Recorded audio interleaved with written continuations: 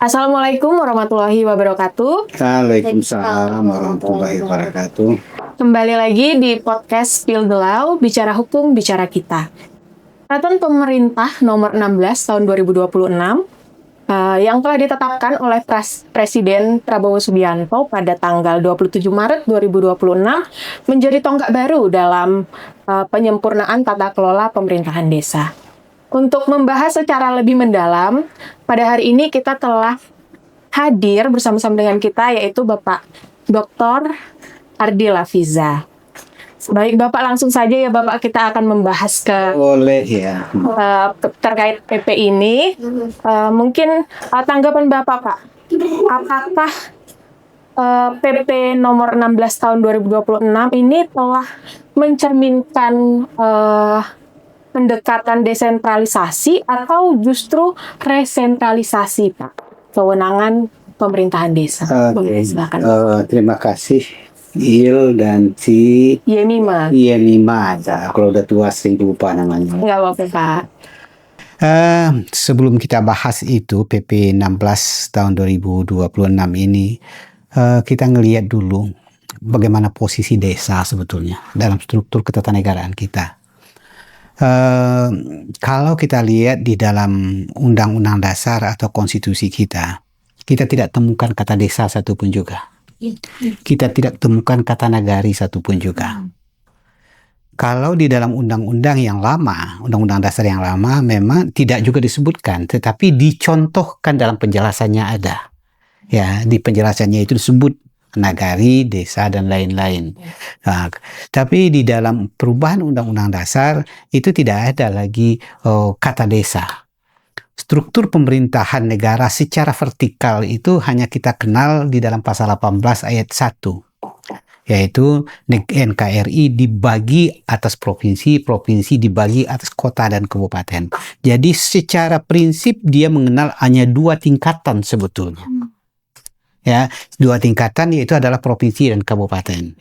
Sedangkan desa tidak kita temukan. Cuman kita temukan adalah di dalam pasal 18B itu adalah yang kita kenal dengan masyarakat hukum adat. Apakah ini dijadikan sebagai pengakuan terhadap desa itu sama dengan masyarakat hukum adat? Saya melihat tidak. Kenapa saya katakan tidak?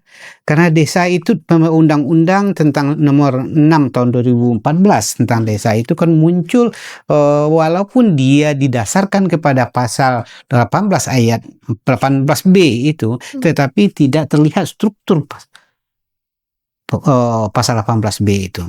Kalau kita dalam pasal 18B itu adalah ada dikatakan begini, bahwa negara mengakui dan menghormati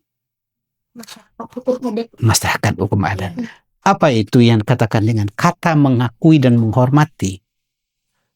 Beda maknanya itu dengan kata dia mengatur. Ya, jadi kita kan bedakan. Kalau diakui dan dihormati itu artinya adalah pengakuan dan penghormatan adalah penetapan terhadap satu keberadaan eksistensi dari masyarakat hukum adat. Ya. Nah, dan di situ juga tidak jelas sebetulnya masyarakat hukum adat itu selevel desa kah, selevel kecamatan kah, selevel kabupaten kah. Nah, kalau sekabupaten ada khusus, otonomi khusus gitu kan. Tetapi apakah dia gabungan dari beberapa desa atau gabungan dari itu nggak jelas. Nah, oleh karena itu munculnya Undang-Undang nomor 6 tahun 2014 ini memang quote-unquote menjadi pertanyaan dasarnya apa? Apakah dasarnya politis? Karena secara politik kehadiran desa itu bisa jadi perpanjangan tangan dari pemerintah, ya, pemerintah pusat. Makanya kemarin opungmu ya yang membentuk abdesi itu ya yang menjadikannya alat. Jadi dari dulu sifat seperti itu ada dalam sistem kita. Ya, karena ada nagari pun di Sumatera Barat terbentuknya adalah pemerintah daerah untuk bisa ikut campurnya. Jadi pendekatannya terlebih diarahkan kepada satu organisasi tertentu. Ya, karena sifat paternalistiknya yang kuat apalagi di Jawa. Nah, oleh karena itu kita ngelihat desa ini memang eksistensinya apa? Kalau kita akui dan kita hormati, cukup dia apa adanya. Cuman pendekatan ini pemerintah pusat menjadi agak membingungkan untuk melakukan percepatan dan untuk kepentingan politik dari penguasa tertentu pada saat itu.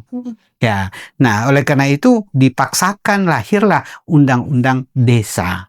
Maka terjadilah di Indonesia itu strukturnya menjadi 3 tingkatan: provinsi, kabupaten kota, desa. Plus satu lagi yang kita tunggu adalah masyarakat hukum adat. Nah, kalau kita lihat dari dari PP 216 tahun 2026 ini, apakah pertanyaan tadi, apakah ini mengarahkan kepada suatu sistem yang memperkuat desentralisasi atau makanya apakah betul ada desentralisasi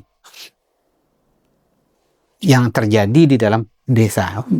Masih kita pertanyakan, ya. Jadi masih kita pertanyakan. Jadi kawan-kawan yang banyak meneliti desa sebetulnya tidak pernah masuk ke ranah yang seperti ini, gitu. Ya, dia hanya melihat apa adanya, kemudian itulah yang diteliti.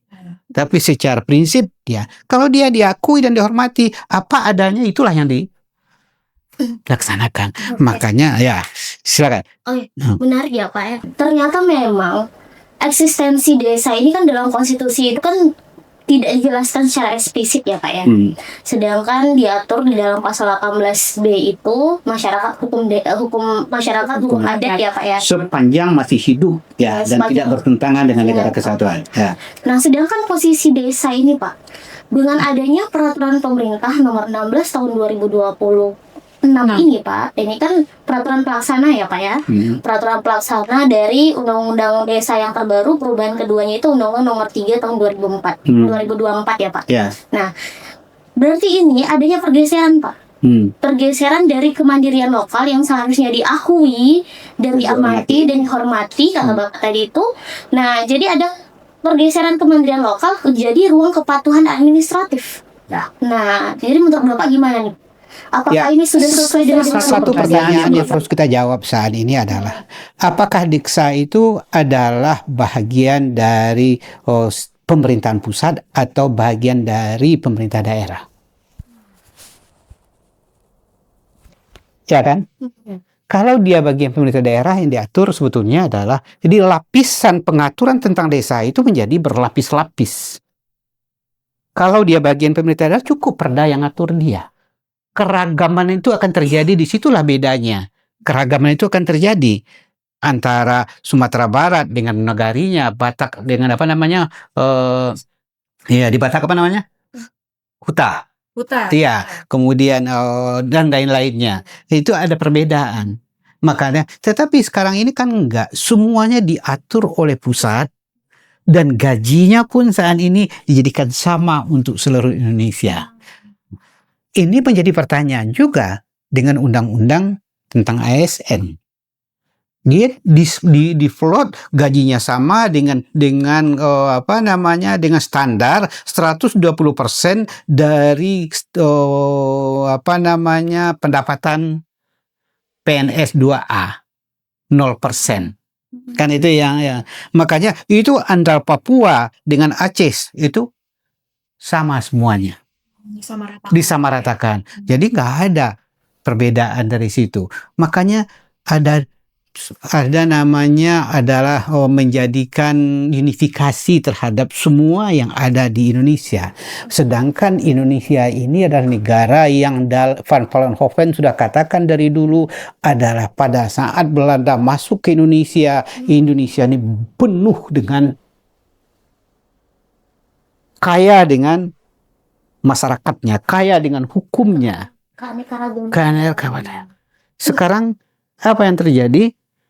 Desa yang harusnya dia menjadi kalau dia dianggap adalah bagian dari pasal 18B sebagai masyarakat hukum adat, maka dia harusnya berbeda. Antara satu kabupaten saja harus berbeda.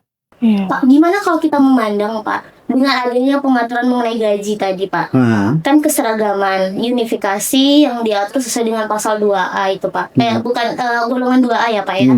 Nah itu kan untuk memastikan kesejahteraan bagi perangkat desa. Bagaimana kalau misal kita berpikir dengan hal tersebut? Persoalannya adalah kenapa itu terjadi? Karena sumber-sumber pendapatan desa itu sudah dikuras habis semuanya oleh pemerintah. Tidak ada lagi sumber pendapatan yang bisa diambil oleh desa itu atau nagari atau huta atau sehingga semuanya memohon mucuran dana dari pemerintah pusat. Pemerintah pusat. Kalau dia bergantung dengan uang, apa yang terjadi? Kalau Iil ini anak saya, semuanya duit dari saya, apa saja kata saya dia ikut. Itu yang ditahan oleh pemerintah ini, sehingga ketergantungan kepada pemerintah pusat itu begitu kuatnya. Kenapa? Desa tidak punya apa-apa lagi.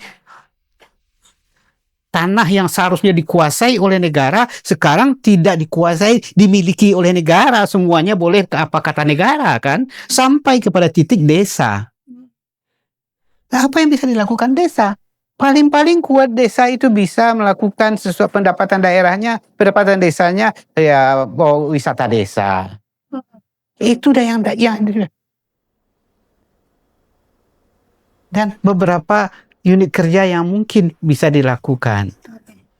Nah, itu jadi persoalannya di kita, sehingga pemerintah pusat menyatakan bahwa pendapatannya pun juga diatur oleh, makanya pendekatan pemerintah pusat terhadap ini adalah negara administratif, jadi bukan negara konstitusional. Itu yang negara. Atau kepatuhan pusat ke? Iya, kalau duit itu sudah ditahan, makanya saya kan paling tidak sepakat kata-kata adalah transfer uang dari pusat ke daerah. Saya selalu komplain terhadap itu, Undang-Undang Nomor 1 tahun 2022 ya. Ya. Itu kan ada TKD, transfer keuangan daerah kan, iya. Dan itu kok bisa kalimat ini muncul seolah-olah uang itu milik pemerintah pusat. Padahal uang itu adalah bersumber dari dana bagi hasil yang ditarik dari daerah masing-masing. Kenapa kok mengatakan uang pusat juga? Itu adalah uang daerah sebetulnya. Nah, tapi nyatanya sekarang ada muncul, kan zaman Pak Jokowi itu muncul TKD, tapi dalam undang-undang sebelumnya kan enggak ada. Nah, tetap dana bagi hasil dan DAU dan DAK. Tapi setelah itu muncul undang-undang yang menyatakan itu adalah semuanya adalah uang pusat, sehingga ada transfer dari dana pusat kepada daerah. Ini berbicara mengenai fiskal desa berarti ya Pak ya? Dengan dana alokasi umum, dana bagi hasil. Kemudian di sini kalau misalnya kita berbicara mengenai fiskal desa itu ada namanya APB desa ya Pak ya? APB desa. Kemudian ada alokasi dana desa sendiri. Dana desa yang diberikan oleh Kementerian Keuangan dari pusat ya Bapak tadi bilang. Kemudian ada pendapatan asli desa. Kemudian ada BUMDes desa itu ya Pak ya. Sedangkan kemarin kita membahas nih, BUMDes saja belum selesai, tapi kita udah membangun adanya koperasi merah putih kayak gitu kan. Ini kan menjadi pertanyaan besar ya. Pendapatan asli desa aja belum jelas ini Pak. BUMDes desa aja masih berjalan. Pemerintah ini udah membuat ada program tersendiri. Alokasi dana desa yang seharusnya setiap desa itu menerima full, itu dipotong sebanyak 70% itu Pak. Itu untuk pembangunan gerai desa ya Pak ya. Nah, sedangkan ada APB desanya ini menjadi berkurang kan. Nah, Bapak tadi bilang kalau misalnya ini kan sebenarnya dana desa ini ada nih, jelas nih, dana desa, tapi dikurang-kurangi gitu Pak. Ya, itulah yang menjadi persoalannya di kita gitu kan. Sumber pendapatan itu dipotong dari dana DAU langsung. Iya kan, dipotong dari dana langsung, seolah-olah memang desa itu dianggap perpanjangan administratif dari pemerintah pusat, tidak pemerintah daerah. Maka sentralisasi menjadi sangat luar biasa besarnya. Apa fungsinya pemerintah daerah? Harusnya itu dibina dan diusahakan oleh pemerintah daerah. Di dalam PP ini kan masih ada BUMDes yang dilihat posisinya nggak jelas lagi sekarang ini kan. dengan ada Operasi ya. desa kurang. Kenapa? Saya emang agak gariskan juga, agak pusing juga ngelihat semuanya dibikin baru. Kenapa tidak dibina yang lama? Betul. BUMDes dengan dengan merah putih, sekolah rakyat. Ada pula sekolah rakyat tetapi di dinas sosial, tidak dinas pendidikan. Itu kan mau dibawa kemana visi negara? Padahal sistem pendidikan itu adalah satu sistem pendidikan. Ini beberapa sistem pendidikan yang ada. Jadi Di dalam Undang-Undang Dasar jelas kok. Nah, dan itu semuanya dibikin baru. Kenapa tidak dibina yang lama? Oh, bahwa ini buatan saya, ini karakter saya, ini tidak bisa seperti itu. Kita membangun negara itu ada keberlanjutan. Memang sistem presidensial ini pragmatis, tetapi bukan berarti meninggalkan yang lama membuat yang baru. Kan presidensial pragmatis kan, dijanjikan pada saat itu kepada rakyat bisa berlanjut dan tidak bisa berlanjut. Tapi tidak ada lagi suatu sistem pembangunan yang terencana. Ini kan membuktikan betul-betul tidak ada terencana satupun juga. Apa yang ingat itu jadi kan. Ada merah putih. Di mana posisi merah putih dengan desa ini? Desa harus pakai. Hah? Dengan adanya pembangunan koperasi merah putih itu, apabila desa itu tidak mengiyakan atau tidak meng-ACC pembangunan tersebut, maka dana desa itu tidak akan cair. Itu Oh iya, dana. Coba kita tanya dulu, dana desa itu hak desa atau seharusnya ada hak desa. Jadi bedakan hala mana yang hak dan mana yang kewajiban. Kewajiban. Nah, makanya kalau dia hak, apapun dia harus diberikan. Jangan atur pula 10% untuk saya, 10% untuk ini. Itu artinya membantu pekerjaan pusat di daerah di desa. Makanya saya katakan kehadiran desa lebih kuat politisnya. Sehingga dibuktikan kemarin dalam pemilu kemarin, opung dia ini yang mengumpulkan semua desa kan, dan itu ributnya alang kepalang, dan pegang kepala desanya saja sudah selesai semuanya. Apakah seperti itu yang akan dilakukan? Selalu akan seperti itu. Ini yang jadi pertanyaan kita. Jadi Menarik dengan apa yang Bapak sampaikan bahwa ide itu lebih banyak politiknya ya Pak ya. Nah, sedangkan udah ada putusan Mahkamah Konstitusi Pak untuk mengurangi kepentingan politik tersebut, dan juga di dalam Undang-Undang Nomor 3 Tahun 2024 Undang-Undang Desa yang terbaru bahkan sudah dimasukkan ke dalam Peraturan Pemerintah Nomor 16 Tahun 2026 ini adanya masa jabatan kepala desa itu selama 8 tahun. 8 tahun. Ini kan akibat dari tuntutan dari kepala desa yang banyak dulu. Iya, betul Pak. Demo yang besar-besaran itu Pak. Kan ini kalau misalnya kita lihat dari sisi yang lain Pak, ini pengurangan politisasi di desa Pak, kalau menurut saya Pak. Karena dengan jabatan yang 8 tahun ini berarti kan pemerintahan itu tidak berdasarkan kepentingan desa lagi. Desa itu berdiri sendiri, dia diberikan kesempatan untuk mengembangkan dirinya selama 8 tahun. Kemudian ada RPJMN-nya juga, RPJPD-nya juga, atau gimana menurut Bapak? Kalau desa itu dijadikan sebagai perangkat pemerintahan pusat yang terdapat di desa, boleh-boleh saja. Tapi jangan bicara tentang konstitusinya. Konstitusionalnya hanya 2 tingkatan dalam sistem pemerintahan kita, yaitu adalah pemerintahan provinsi dan pemerintahan kabupaten dan kota. Ditambah dengan tadi dikatakan adalah kalau itu yang kita tunggu undang-undang tentang masyarakat hukum adat. Dan gini kan dilembek-lembekkan kan. Nah, ya, jadi dia apa yang terjadi pada masa lalu itu tuntutan menjadi 8 tahun, kemudian 3 kali periode, jadi seumur hidup dia jadi kepala desa. Kalau dulu tidak.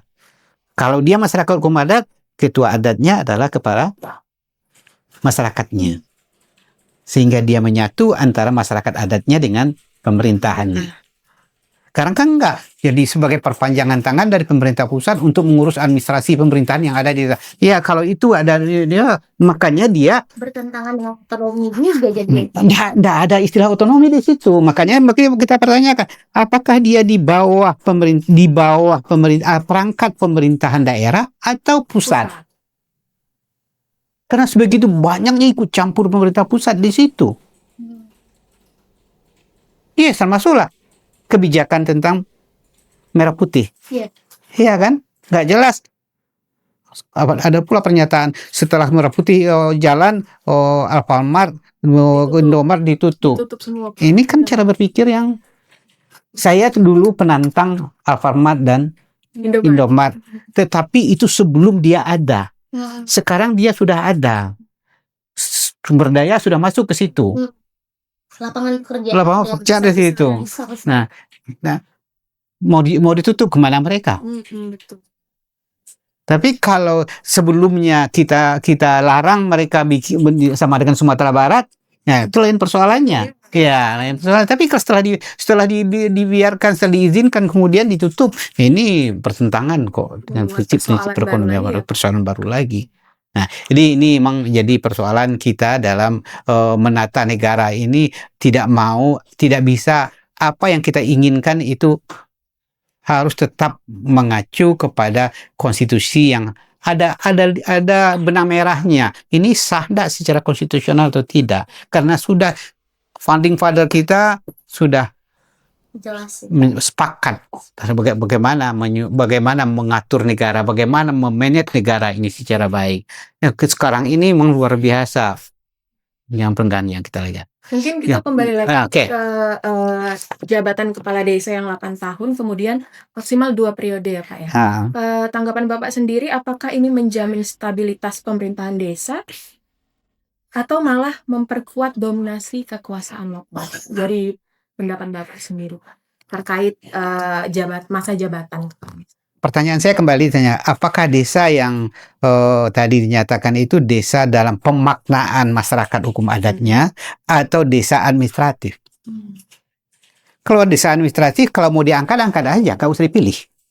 Karena pemilihan kepala desa itu menjadi persoalan di desa. Tanya ke Oji, berapa biaya untuk menjadi kepala desa? 1 suara itu bisa 500.000.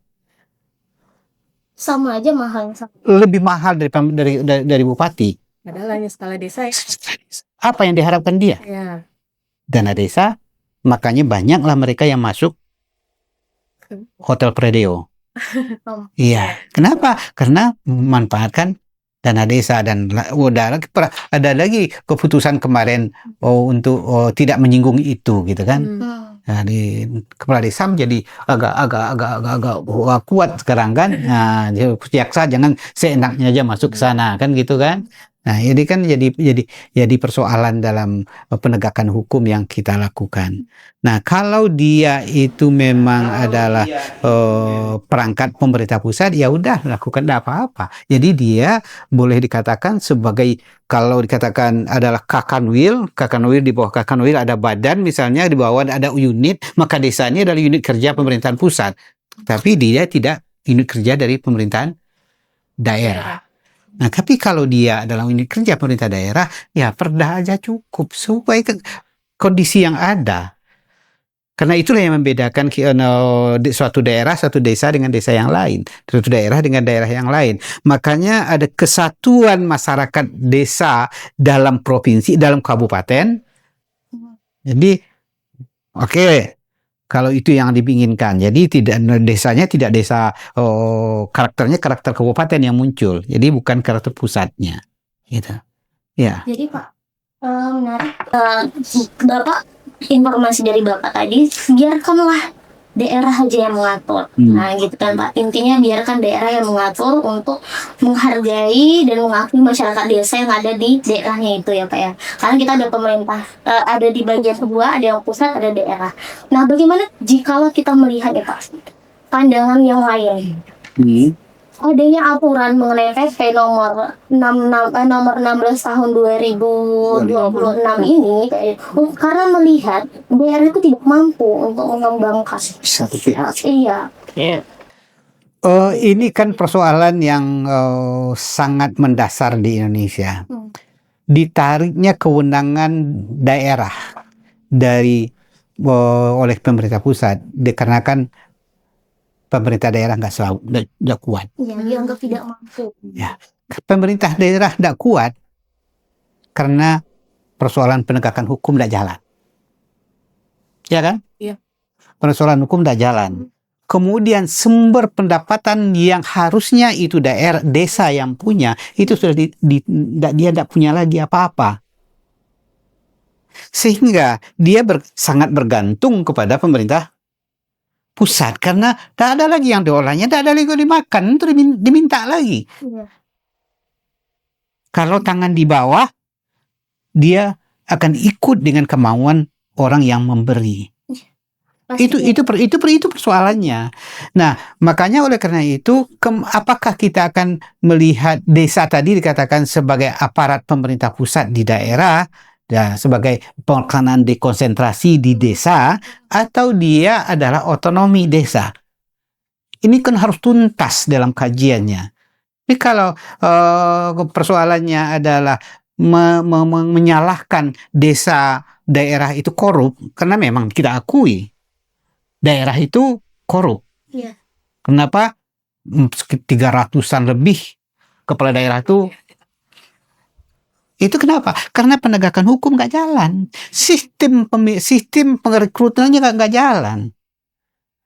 Sehingga yang terjadi adalah ya bagaimana orang mengembalikan uangnya, toh. Nah, itu yang terjadi.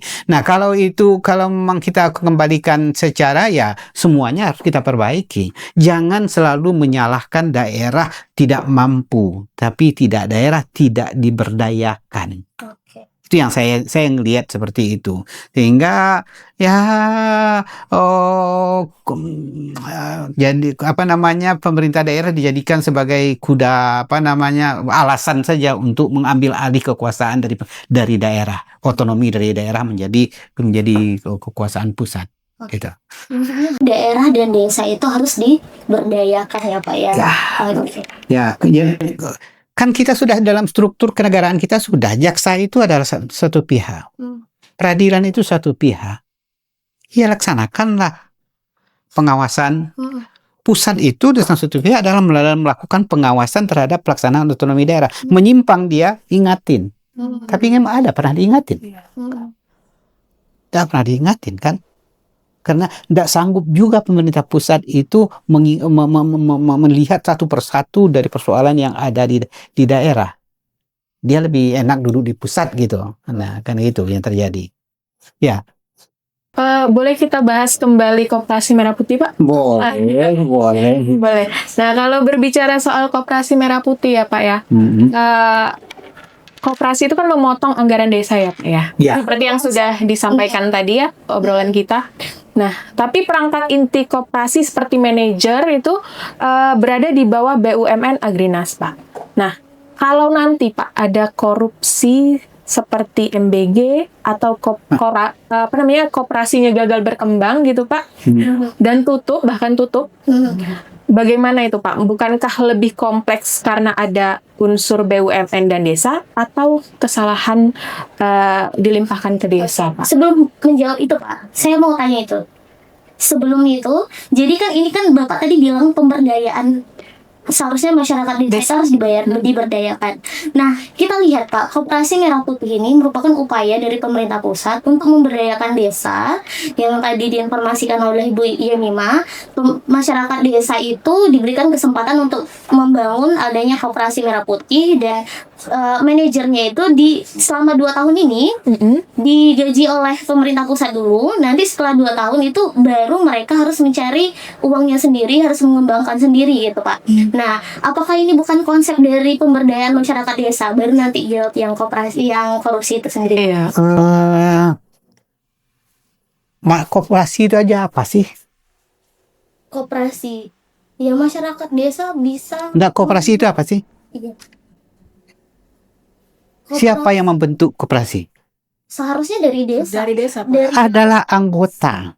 Ya, adanya anggota. Adanya anggota koperasi itu. Iya. Siapa anggota koperasi itu? Iya, masyarakat.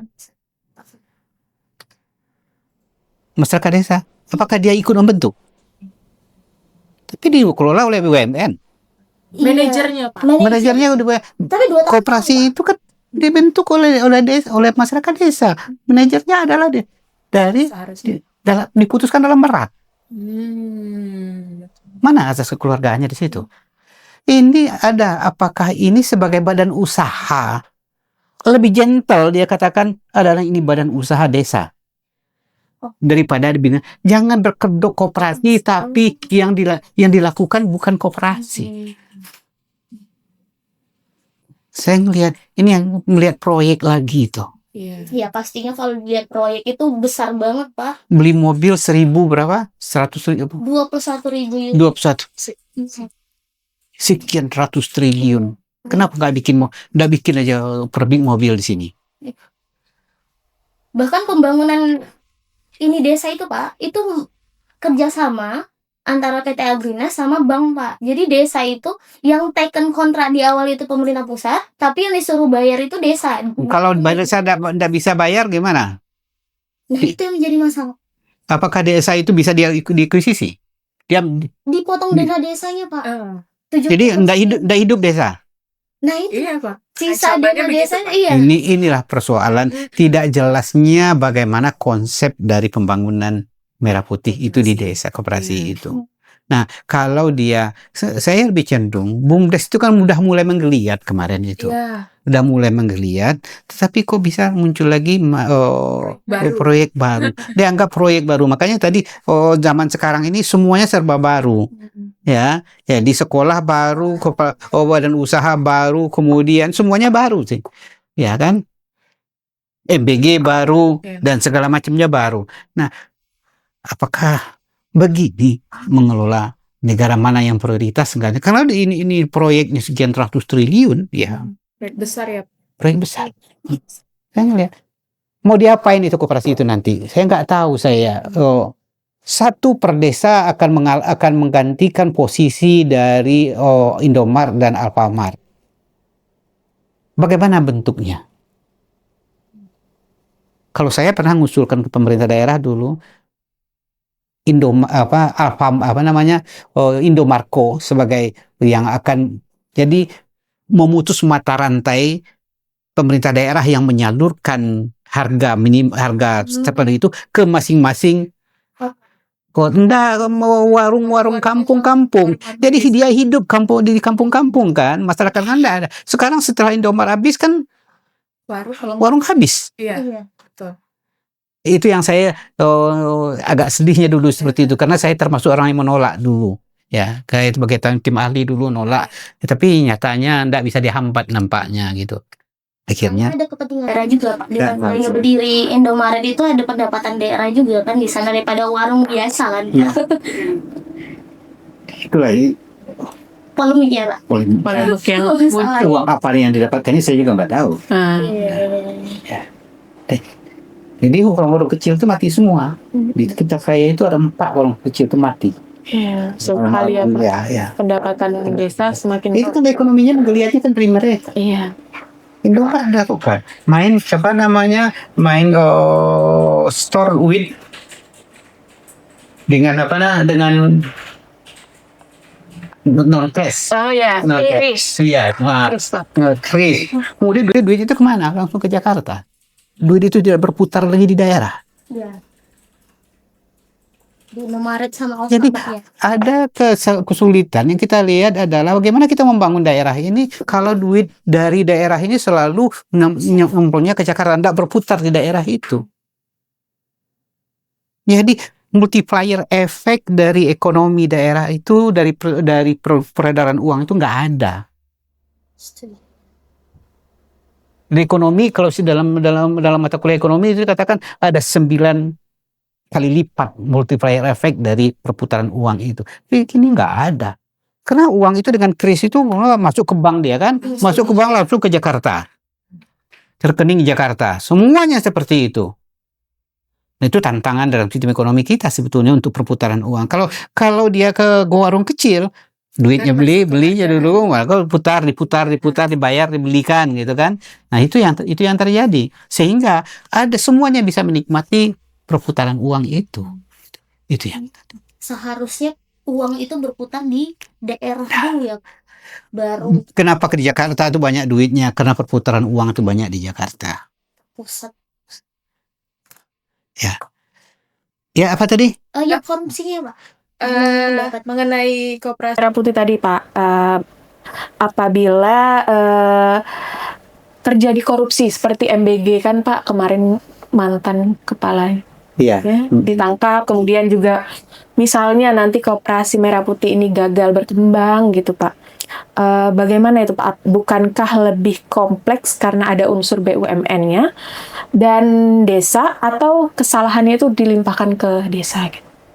Kekhawatiran kita seperti itu. Tidak ada BUMN sepanjang sejarah yang tidak menjadi menjadi ya dari penguasa. Jadi perasan penguasa itu, dan itu yang kita khawatirkan.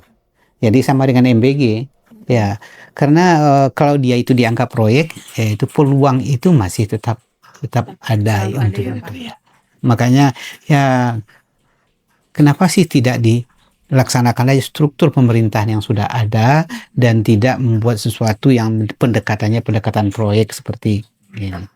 Saya mantan pejabat juga, ya mengerti saya untuk itu, gitu. Tahu saya itu ya, dan saya menjadi tim ahli dulu di mana-mana, tahu membenahi beberapa BUMD dan BUMD, dan itu sangat menyedihkan. Terlalu banyak kepentingan.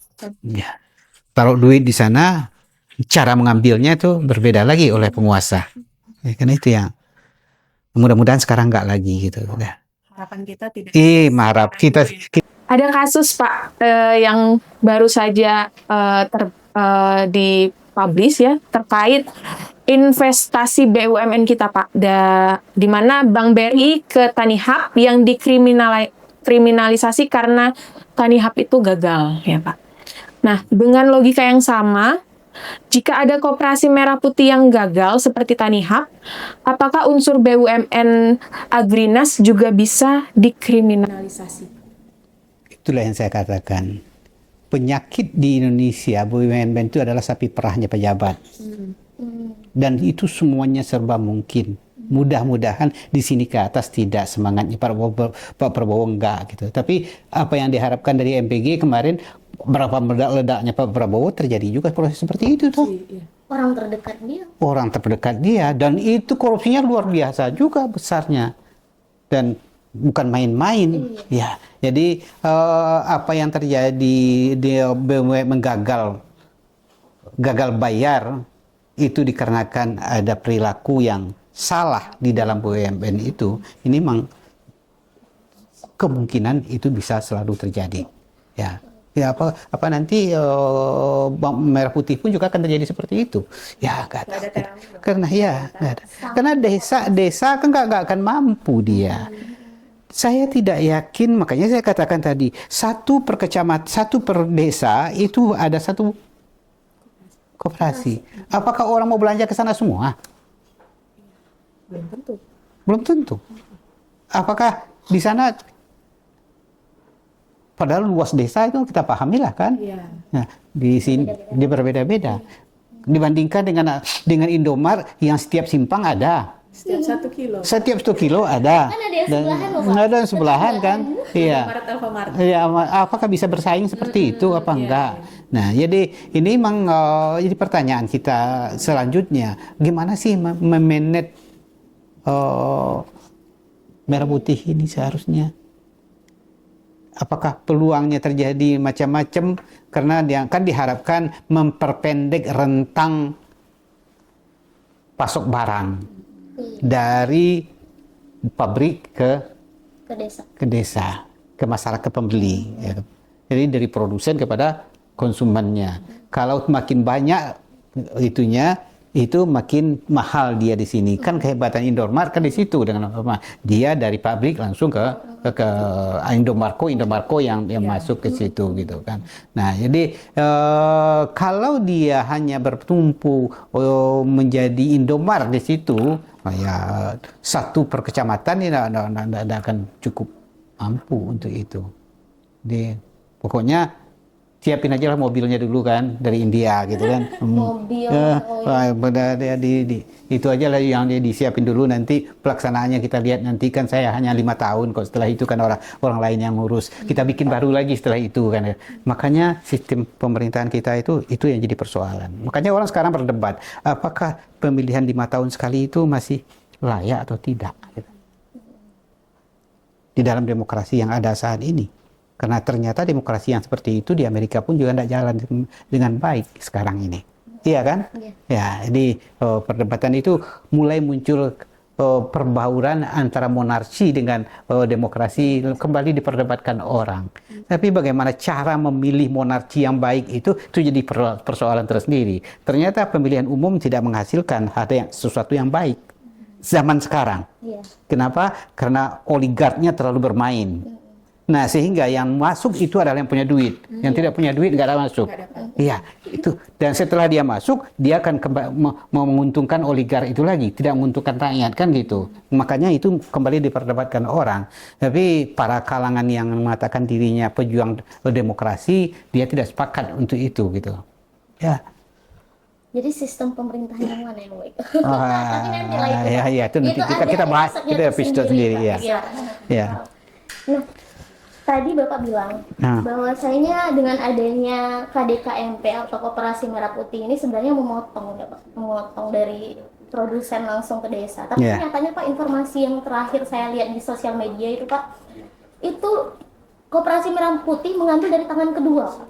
Nah, itu menjadi masalah kan? Oke. Sebetulnya rantai pasok itu sebetulnya itulah yang bisa diatur oleh pemerintah harusnya. Dan dia tidak harus jadi pemain. Sekarang kan jadi pemain. Ya, jadi pemain.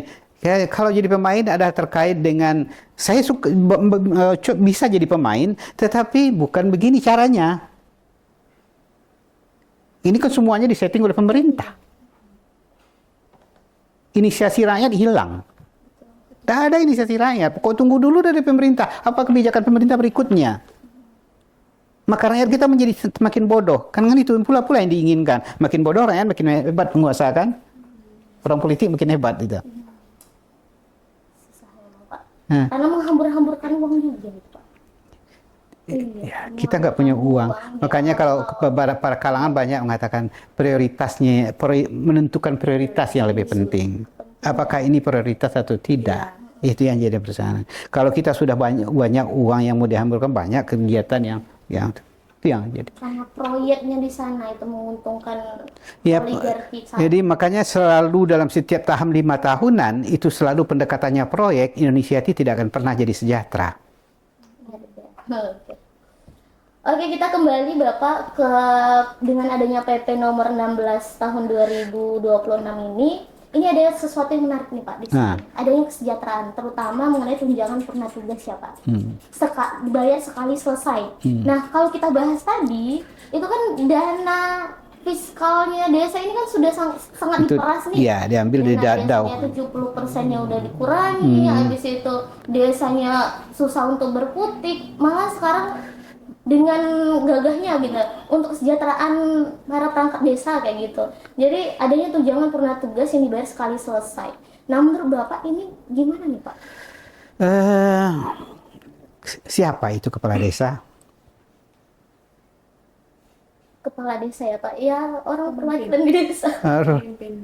Pemimpin desa. Bagaimana? Apakah dia pejabat politik atau pejabat ASN? Atau pejabat proporsional? Di Indonesia itu kan ada 3. Pejabat politik, ASN, dan profesional. Profesional itu yang independen. Hakim dan ya, kalau yudikatif. Ini yang mana dia sebetulnya? Apakah ASN atau dia pejabat politik? Politik Pak. Karena dia dipilih. Kalau dipilih, apakah dipersamakan lagi dengan DPR yang selalu dituntut orang? Sekarang itu dia dapat uang pensiun. DPR udah berhenti Pak. Iya. Ya udah berhenti sekarang kan? Iya. Nah, ini kan masuk lagi ini ke kepala desa. Iya. Katanya penghargaan Pak. Gimana? Penghargaan bisa dikasih penghargaan karena telah itu kan saya kan dikasih penghargaan jam ini oleh kenang-kenangan oleh fakultas gitu kan, oleh kawan-kawan fakultas gitu. Itulah bentuk-bentuk penghargaan gitu. Kembali lagi yang politik tadi Pak. Ya, karena kalau dia politik ya selesai dia menunjukkan tunas, selesai tugas dia. Penghargaannya diberikan pada saat itu. Jadi tidak ada uang purna tugas diwajibkan. Kalau masa uang purna tugas, penghargaan seperti itu ya tergantung kemampuan keuangan desa tuh. Harus ditentukan oleh pusat sebanyak itu. Diambil lagi dana DAO, mana lagi dana yang untuk pembangunan desa. Karena DAO itu kan ya dana untuk perangkat desa juga sebetulnya gitu kan. Nah, jadi di dalam struktur pemerintahan desa itu dia termasuk apa sih koperasi ini? Termasuk aparat desa. Gimana Pak? Iya. Tidak ada dalam undang-undang desa. Tidak ada di dalam PP 26. PP 16. Tidak ada kata-kata koperasi desa. Iya, Tidak ada. Pak. Iya itu sayangnya. Nah, itu sayangnya. Udah ada. Nah, makanya kesembrautan inilah yang harusnya kita diperbaiki. Tidak semua mencucuk cabut kayak begini gitu. Ya menarik Pak. Jadi kan tadi ada aparat politis ya Pak, politik. Ada yang proporsional, hakim kayak gitu. Terus kemudian yang terakhir ada yang independen ya. ASN ini Pak. Sedangkan kita pahami Pak, setelah kita baca Pak peraturan pemerintah nomor 16 tahun 2026 itu kayak gitu. Itu kan seperti mereka itu dipaksa seperti kerjanya birokrat ASN. Itu yang mana, persoalannya. Yang mana pelaksananya Sekretaris desa harus memilih menjadi ASN atau memilih dia jadi perangkat desa. Iya. Kalau dia itu perangkat desa yang ASN harus mundur jadi ASN. Dia jadi apa? Iya, itu kan jadi tanda tanya besar. Kalau dia memang tadi saya katakan dia perpanjangan tangan dari pemerintah pusat, maka dia harus ASN. Jadi pelaksana dekonsentrasi di desa, Jelas dia ASN, ya, jelas Pak. dia. Harus ASN statusnya. ASN statusnya, dia pensiun. Tapi kalau dia tidak perangkat yang sebetulnya dia adalah masyarakat hukum adat, maka dia itu makanya dipilih dalam mekanisme struktur adat yang ada. Ini tidak juga perlu pemilihan sebetulnya, gitu. Karena di Padang itu nggak, di Sumatera Barat itu di kampungnya dia ini nggak pernah itu dulunya itu pemilihan kepemilihan negari. Iya, kerapatan adat di sana. Ya, nggak ada dulu pemilihan kepala desanya, kepala negarinya. Dulu karena kan bertingkat-tingkat, berjonjong-jonjong dia. Musyawarah bertingkat-tingkat itu, iya. Tapi sekarang kan diadu domba semuanya dengan pemilihan kepala desa. Nah, apalagi sekarang main duit, toh. Ada oligarknya juga di belakangnya kan. Nanti kalau itu tuh tanahnya di sana tuh untuk saya ya. Nah, itu udah sama pula dengan di Jawa jadinya kan. Ya, objek Oligarki itu Pak pastinya, apalagi 8 tahun. 8 tahun. 8 tahun lagi 3 kali atau 2 kali? Ya, dua kali. Ini kan udah pasti. Kan permintaannya 3 kali dulu ya, ada setujui. Jadi dulu kan 6 tahun kan. Akan adanya oligarki. Ya, besar. pertanyaan saya, apakah 6 tahun yang di dalam Undang-Undang nomor 6. Tapi di dalam Undang-Undang yang baru udah 8 tahun ya? Iya, udah 8 tahun ya. 8 tahun ya. Ya. Apa lagi? 5 menit lagi masih ada waktu. Apa lagi ada kehilangan akal yang mau nanya ada. Mungkin kembali lagi kita ke PP ini Pak. Jadi ke depannya Pak.